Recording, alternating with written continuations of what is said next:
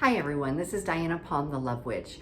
Are you addicted to love? Many people think that they're experiencing love when they're really chemically dependent on the way that their partner makes them feel. And when these chemicals balance out, or we're not getting the dopamine or the oxytocin that we're used to, we begin to think that we're not loved or that our partner no longer loves us because we're used to experiencing love as a chemical boost, like an adrenaline rush through our system that makes us get butterflies, that makes us feel a certain way. Real love is not based on chemical exhilaration. It is not based on the highs and the lows produced by drama or conflict within a relationship. Real love is stable, harmonious, and balanced. And this is where two people come together in a balanced energy and share that with another. These relationships can also be highly passionate by knowing how to cultivate that energy within each other, understanding that over the long term, some of these chemical influences seem to fade. And in order to pump up the chemical reactions in a body to make your partner really want you is to know how to evoke these kind of chemical reactions within your partnership.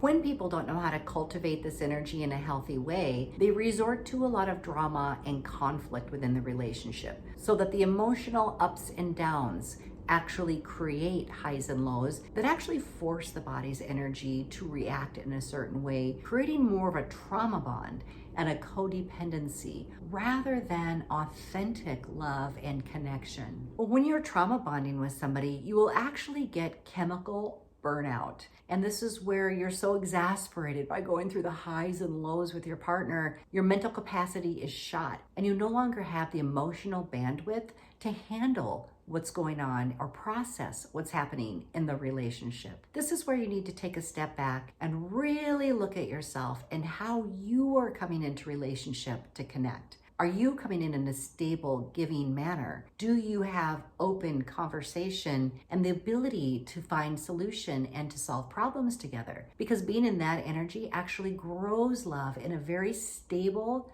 and healthy way, whereas the dramatic highs and lows may instigate chemical feed, making you want and desire a partner, make you lust after them, but maybe not allow you to really love them. Love is a stabilizer. It's a very stabilizing energy, which means that no matter what's going on, you still feel certain in your own ability to love. You still know at the end of the day that you love your partner and that you do not have to create highs and lows within the relationship in order to feel something. Some people in relationships really have shut off their emotions and they show up very dull and unattached to their partnership or the health and well-being of their relationship. And the only way to induce any kind of fire or zest would be to create a drama. And most people do this through manipulation, through creating conflict, to try to get their partner jealous, to try to evoke emotion that will then pump chemicals back into the system and enhance the relationship. But it doesn't enhance the relationship. If you're doing this in relationship, it is actually diminishing the trust that you have built with your partner, because true lasting love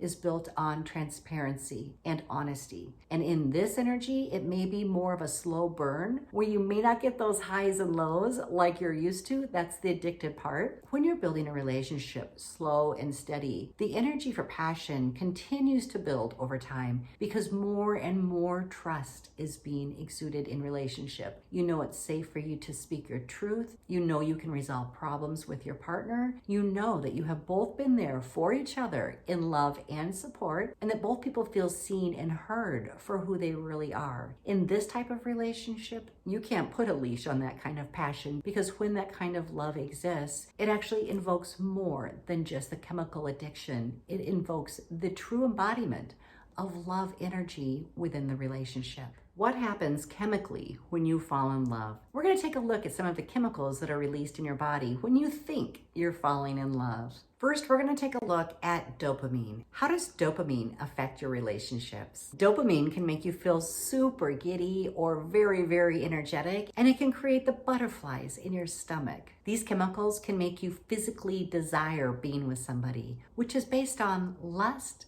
and chemicals. and nothing to do with love. This is why when you stop receiving texts from that special person, you suddenly feel very cut off, isolated, depleted. This may really impact your sense of self-worth or your ability to feel the energy of love within your body. Now, when this happens, number one, I'd like you to take a look at your dopamine levels. There are ways that you can increase the dopamine within yourself so that you're self-loving into chemical balance within your own body and not being subjected to the addiction to the dopamine feed that someone's interaction has with you. Now, I'm not saying it's a bad thing. Everybody loves to fall in love because this is when your body's going wild with chemicals surging through your body, making you really, really desire that person. But over time, your body doesn't react by producing as many chemicals. And then you begin to rely upon your heart and your energy and your ability to have sustaining relationships that are happy, that are sexually compatible, that are exciting and fun. And all of this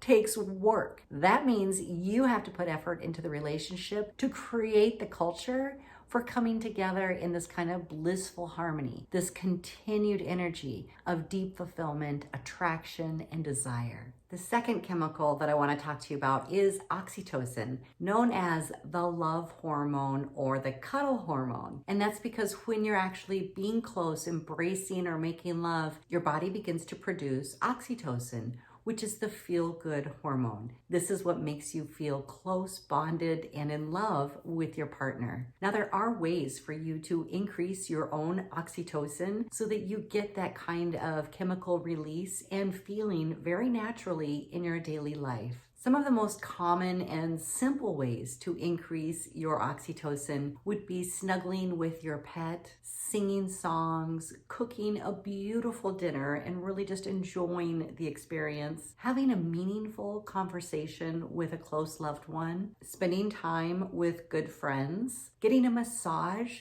doing yoga, meditating, or even doing charity. When you do something nice for someone, you still get that chemical release of oxytocin in your body. Maybe that's why generous people tend to be so happy. When you rely upon another person to make you feel good and have you increase your own oxytocin or dopamine, you can create an addiction to them as your source of feeling good. It's really great to know that you can actually increase your dopamine and oxytocin all on your own as a single person without forming that codependency or addictive bond to another person. If you're maintaining yourself and your own hormonal chemical balance within your body, then you can be more sure that when you come into contact with a new person and you're forming or deepening a relationship, that it is actually the energy of love that is growing instead of just the addiction to those chemicals. All relationships really are the vehicle which we grow within. So all relationships teach us about ourselves, and they're a perfect vantage point for us to see how much better we have become at listening, understanding, showing up as a good partner, showing up in integrity, knowing how to communicate honestly, and knowing how to be transparent and trusting within a relationship. Every single relationship grows you, and it's really, really helpful to know that you're actually doing the right thing by having relationships and learning these valuable lessons that move you forward and that help you develop real relationship skills and knowing the difference between real love and a chemical boost. Let me know down in the comments below if you have ever found yourself being addicted to love, and let me know what you did to overcome that. And if you would like some help working through your painful past to clear this energy of being addicted to love so that you can really form healthy, balanced relationships, be sure you set up a private session with me at www.dianapalm.com, where we can get in there and work with the energy around your addictions to help you create a solid base for relationships built on self-love and clearing subconscious programs and balancing your spiritual energy so that you really are showing up in full strength, ready to move forward into a healthy, loving relationship. If you just realized for the first time that you may have been addicted to love, put that down in the comments below too. If you like this video, be sure to give me a like down below, subscribe, and share it with your friends. Thank you so much for being here, everyone. I can't wait to see you in the next video.